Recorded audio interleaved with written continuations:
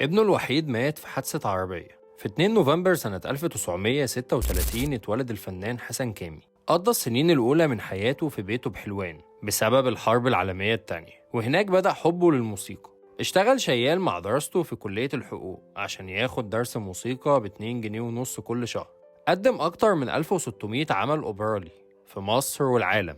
اتعرف عنه حبه للناس، ومن القصص المشهورة عنه إن وقت تصوير مسلسل ناس وناس كان عامل شخصية بيه وبيتكلم عن السيمون في مي، فسأله وقتها أحد العمال في استوديو التصوير إيه هو السيمون في مي. فتاني يوم وصل اللوكيشن ومعاه 180 سندوتش للعمال كلها. كان واهب حياته بالكامل لابنه، وبسببه فقد صوته لمدة سنة.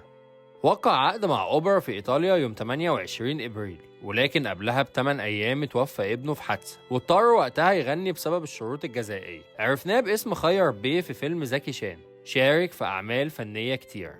اتوفى الفنان حسن كامي عن عمر يناهز 82 سنة في 14 ديسمبر سنة 2016. ودي كانت قصة النهاردة من اسمك مش غالي.